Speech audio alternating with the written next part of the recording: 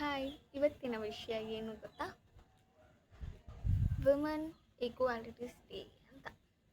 August 26ರಂದು women equality day ಅಂತ, ಮಹಿಳೆಯರ ಸಮಾನತೆಯ ದಿನ ಅಂತ ಹೇಳ್ತೀವಿ. ನಾವು ಎಷ್ಟೇ ಈಕ್ವಾಲಿಟಿ ಅಂತ ಪಡ್ಕೊಂಡ್ರು ಸಮ್ಹೌ ಏನು ಕೆಲವೊಂದು ಡಿಸಿಷನ್ಸ್ನ ಏನು ಪೇರೆಂಟ್ಸ್ ಆಗಿರ್ಬೋದು, ಮಕ್ಕಳಾಗಿರ್ಬೋದು, ಹಸ್ಬೆಂಡ್ ಆಗಿರ್ಬೋದು, ಇದೆಲ್ಲ ತಗೊಳ್ತಾರೆ. ಬಟ್ ವಾಟ್ ಎವರ್ ಏನು ಬೇಕಾದರೂ ಹಾಕಿ, ಬಟ್ ಒಬ್ಬ ಮಹಿಳೆ ಸಕ್ಸಸ್ ಆಗೋದಕ್ಕೆ ಯಾರ ಪರ್ಮಿಷನ್ ಬೇಕು?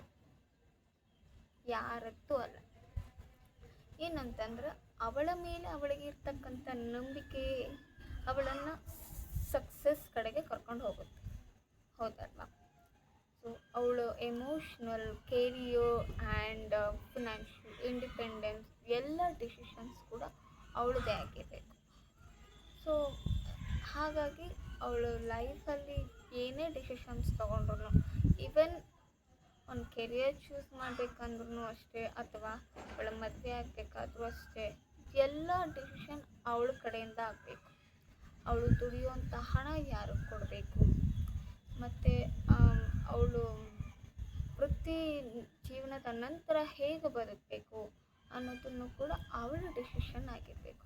ಈವನ್ ಒಂದು ಮಗು ಹೇರೋದಕ್ಕೂ ಕೂಡ ಅವಳ ಡಿಸಿಷನ್ಸ್ನ ತಗೋಬೇಕು.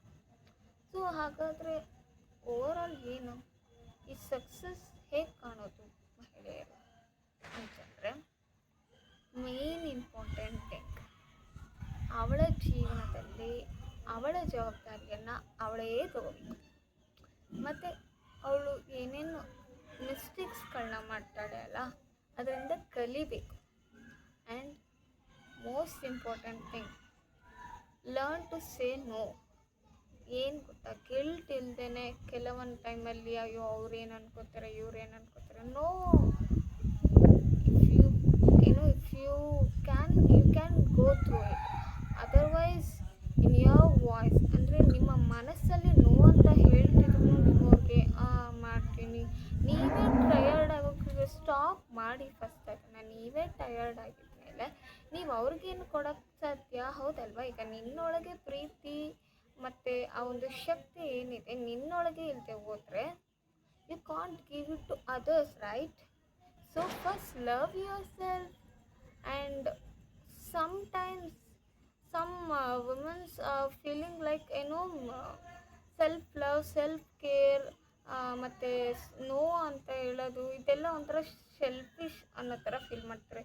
ದಯವಿಟ್ಟು ತೆಗೆದು ಏನು ಹೇಳಲಿ ಅದಕ್ಕೆ, ದಯವಿಟ್ಟು ಆ ಥರ ಮಾಡೋಕ್ಕೆ ಹೋಗ್ಬೇಡಿ. ಏಕೆಂತಂದರೆ ಒಂದು ಉದಾಹರಣೆ ಕೊಡ್ತೀನಿ.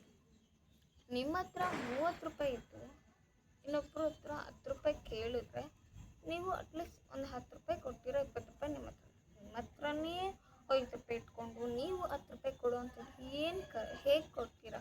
ಯೋಚನೆ ಮಾಡಿ ಅಲ್ಲ.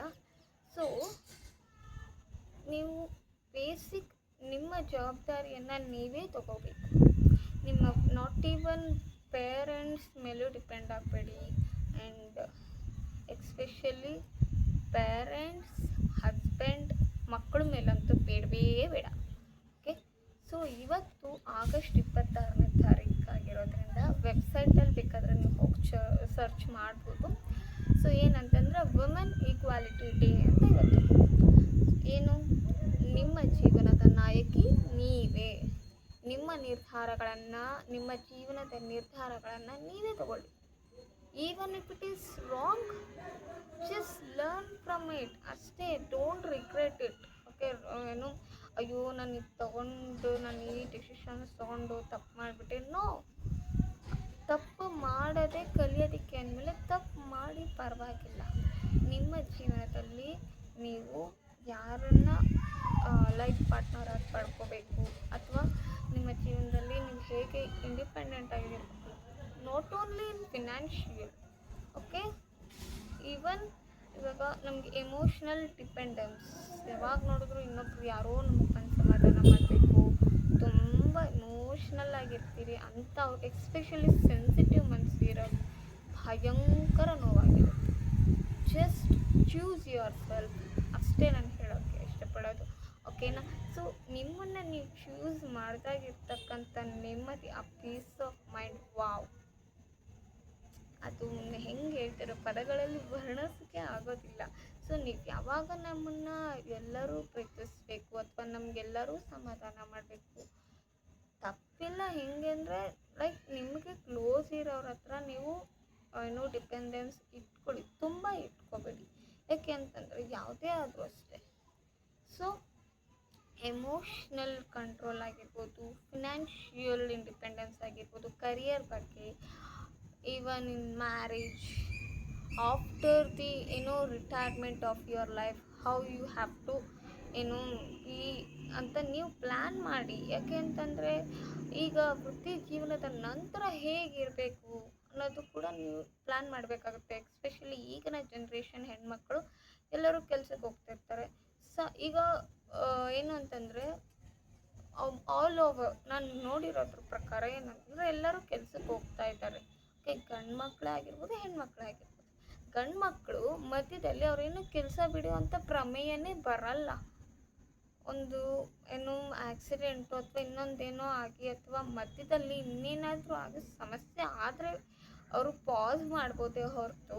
ಓಕೆ, ಸೊ ಒಂದು ವುಮೆನ್ ಏನು ಮಾಡ್ತಾರೆ ಅಂದರೆ sometimes when enter in to the corporate ವರ್ಲ್ಡ್ಗೆ ನೀವು ಎಂಟರ್ ಆದಮೇಲೆ ಅಥವಾ ಕೆಲಸಕ್ಕೆ ವೃತ್ತಿ ಜೀವನಕ್ಕೆ ಕಾಲಿಟ್ಟ ಮೇಲೆ ನೀವು ಏನು ಮಾಡಬೇಕಾಗುತ್ತೆ, ಸಮ್ಟೈಮ್ಸ್ ಎಷ್ಟೊಂದು ಜನ ಮದುವೆ ಆಯಿತು ಅಂತ ಕೆರಿಯರ್ನ ಸ್ಟಾಪ್ ಮಾಡ್ತಾರೆ. ಆ್ಯಂಡ್ ಮನೇಲೇನೋ ಸಮಸ್ಯೆ ಆಯಿತು ಅಂತ ಅದಕ್ಕೂ ಸ್ಟಾಪ್ ಮಾಡ್ತಾರೆ. ಅಯ್ಯೋ ಅತ್ತೆ ಮಾವಂಗೆ ಹುಷಾರಿಲ್ಲ, ಅವರು ನೋಡ್ಕೋಬೇಕು ಅಂತ ಹೇಳಿ ಸ್ಟಾಪ್ ಮಾಡ್ಬೋದಾಗಿರ್ಬೋದು. ಅಥವಾ ಮಕ್ಕಳಾದಮೇಲೆ ಅವುಗಳ ಆರೈಕೆ, ಲಾಲನೆ ಪಾಲನೆಗೋಸ್ಕರನೂ ಮಧ್ಯದಲ್ಲಿ ಕೆರಿಯರ್ನ ಸ್ಟಾಪ್ ಮಾಡಬೇಕಾಗತ್ತೆ, ಮಕ್ಕಳು ನೋಡ್ಕೊಳ್ಳೋಕ್ಕೋಸ್ಕರ. ಆಮೇಲೆ ಎಷ್ಟೊಂದು ಕಡೆ ಸ್ಯಾಕ್ರಿಫೈಸ್ ಮಾಡಬೇಕಾಗಿರುತ್ತೆ. ಆ್ಯಂಡ್ ಎಷ್ಟೊಂದು ಜನ ವುಮೆನ್ಸ್ ಏನು ಮಾಡ್ತಾರೆ, ಅವರು ಲೈಫ್ ಟೈಮ್ ಇವಾಗ ಅಟ್ಲೀಸ್ಟ್ ಒಂದು 25 ಬೇಡ 30 ಇಯರ್ಸ್ ಅವ್ರು ದುಡಿಬೇಕು ಅಂತ ಇರುತ್ತೆ. ಅವ್ರು 30 ಇಯರ್ಸು ಕಂಪ್ಲೀಟಾಗಿ ದುಡಿಯೋಲ್ಲ, ಮಧ್ಯದಲ್ಲಿ ಪಾಸ್ ಮಾಡಲೇಬೇಕಾಗುತ್ತೆ. ಸೊ ಹಾಗಾಗಿ ಆದಷ್ಟು ಸೇವಿಂಗ್ಸ್ ಮಾಡೋದಷ್ಟೇ ಇಂಪಾರ್ಟೆಂಟ್ ಅಲ್ಲ, ಇನ್ವೆಸ್ಟ್ಮೆಂಟ್ ಎಲ್ಲಿ ಮಾಡಬೇಕು, ಹೇಗೆ ಮಾಡಬೇಕು ಅನ್ನೋದನ್ನು ಕೂಡ ಪ್ಲ್ಯಾನ್ ಮಾಡಬೇಕು. ಸೊ ಆಮೇಲೆ ಒಂದು ಮಗು ಹೇರೋದ್ರಿಂದ ಹಿಡಿದು ಪ್ರತಿಯೊಂದು ಡಿಸಿಷನ್, ನಿನ್ನ ಲೈಫ್, ನಿನ್ನ ಕೆರಿಯರ್, ನಿನ್ನ ಇಂಡಿಪೆಂಡೆನ್ಸ್ ಎಲ್ಲನೂ ಕೂಡ ನೀನು ಡಿಸಿಷನ್ ತಗೋಬೇಕು. ಸೊ ಪಾಯಿಂಟ್ ನಂಬರ್ 1, ನಿನ್ನ ಜೀವನಕ್ಕೆ ನೀನೇ ನಾಯಕಿ. ಇನ್ನೊಂದೇನು ಅಂತಂದರೆ ನೀವು ಲೈಕ್ ನಿಮ್ಮ ಜೀವನದ ನಿರ್ಧಾರವನ್ನು ನೀವೇ ತಗೋಬೇಕು.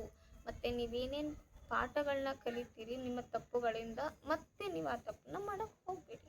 ನೆಕ್ಸ್ಟ್, ಬೌಂಡ್ರಿ ಸೆಟ್ ಮಾಡ್ಕೊಳ್ಳಿ. ಓಕೆ, ನೀವು ಬೌಂಡ್ರಿ ಸೆಟ್ ಮಾಡಿ some people think boundary set ಮಾಡ್ಕೊಳ್ಳೋದು ಅಂತಂದರೆ selfish. No, it's protection of our energy ಅಂತ ಹೇಳ್ಬಹುದು. ಬೌಂಡ್ರಿ ಸೆಟ್ ಮಾಡ್ಕೊಳ್ಳೋದು ಕೂಡ ಒಂದು ನಮ್ಮ ಮೇಲೆ ನಾವು ತಗೊಳ್ಳುವಂಥ ಕಾಳಜಿ. ನಮ್ಮ ಮೇಲೆ ನಾವು ಕಾಳಜಿ ತಗೊಳ್ತಿದ್ರೆ ಬೇರೆ ಯಾರು ಬಂದು ಇದು ಮಾಡಲ್ಲ. ಇವಾಗ ನಮ್ಮ ಮನೆಯಲ್ಲೇ ಕಸನ ತುಂಬಿ ಕಸ ಎಲ್ಲ ಗಲೀಜಾಗಿದ್ರೆ ಬೇರೆಯವ್ರು ಬರ್ತಾರ ನಮ್ಮ ಮನೆಗೆ ನೋಡೋದಕ್ಕೆ, ಅಸಹ್ಯ ಪಟ್ಕೊಳ್ಳೋದಿಲ್ವಾ?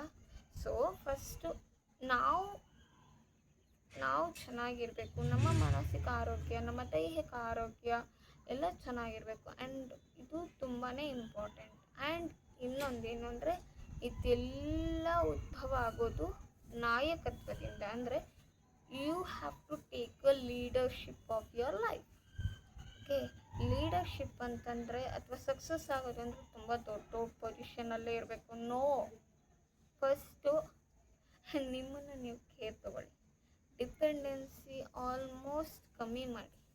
ಬೇರೆಯವ್ರಿಗೆ ಡಿಪೆಂಡ್ ಆಗೋದಕ್ಕಿಂತ ಆಲ್ಮೋಸ್ಟ್ ಕಮ್ಮಿ ಮಾಡಿ.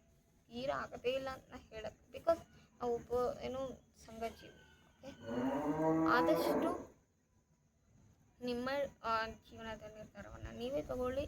ಲೀಡರ್ಶಿಪ್ ಅಂತಂದರೆ ಬೇರೆ ಮಹಿಳೆಯರನ್ನು ಕೂಡ ನಿಮ್ಮ ಲೆವೆಲ್ಗೆ ತೊಗೊಂಡು ಬರುವಂಥದ್ದು ಕೂಡ ಲೀಡರ್ಶಿಪ್ಪೇ. ಇವಾಗ ನಾನು ಎಷ್ಟೋ ಜನಕ್ಕೆ ಇನ್ಸ್ಪೈರ್ ಆಗಬೇಕು, ಹೌದಲ್ವಾ? ಸೊ ನನ್ನಲ್ಲಿ ಏನು ಎನರ್ಜಿ ಇದೆ ಅದನ್ನು ನಾನು ಪ್ರೊಟೆಕ್ಟ್ ಮಾಡಿಕೊಂಡು ನೆಕ್ಸ್ಟ್ ನಾವು ಇನ್ನೊಬ್ಬರಿಗೆ ಕಾಳಜಿ ಪ್ರೀತಿ ಎಲ್ಲವನ್ನು ಕೊಡಬಹುದು. ಸೊ ನಿನ್ನ ಜೀವನದ ನಾಯಕಿ ನೀನೇ. ಸೊ ಇದಾಗಿತ್ತು ಇವತ್ತಿನ ಟಾಪಿಕ್. ನೆಕ್ಸ್ಟು ಮತ್ತೆ ಮುಂದಿನ ವಾರದಲ್ಲಿ